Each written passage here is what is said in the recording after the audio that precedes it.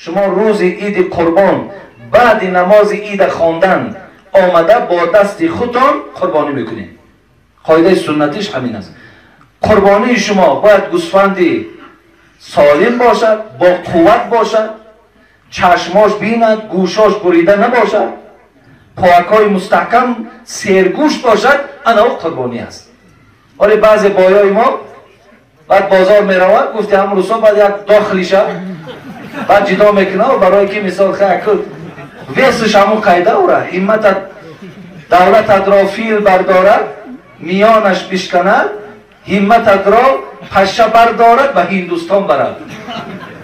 انا که بعضش بعد همین ما در دولت خارج میخواندم بایها 7-8 برزگو قربانی میکردن. 7-8 برزگو تمام مردم از صاحب گوشت میکردن.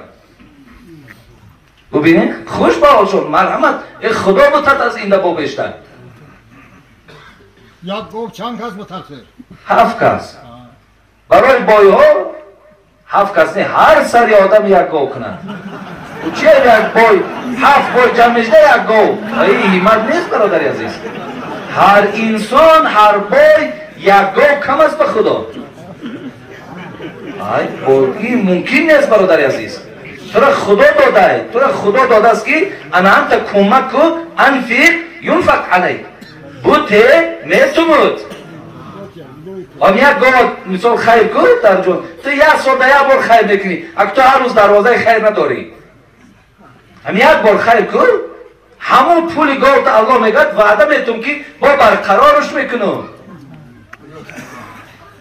برادر عزیز کی را میتیش همه همسایک های گردوانایی که در مرده و زنده در پهلوی تو ایستادگی هم. برادر عزیز ولی ما این قربانی را مسجد ها مانده گفتیم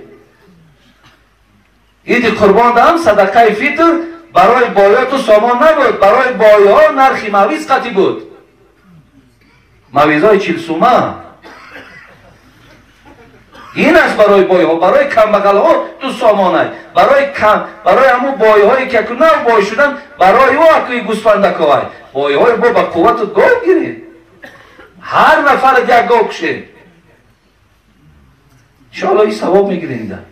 ایشون حاضر مالها را یگان تا گوش سرتش نیست. از 3 2 حصهش نباشد نمیشه. از 3 2 حصهش باشه و 1 حصهش نباشه میشود. یا مقصد درست خدا ما. مقصد این خدا. اوی چی با زلالی نداره. ولی اخته کردگی هم باشد درسته. اخته کرده هم میشود. گوشاشون در ام کردگی هم میشود یا سرای گوشان کم تر بریدگی باشد و هم میشود.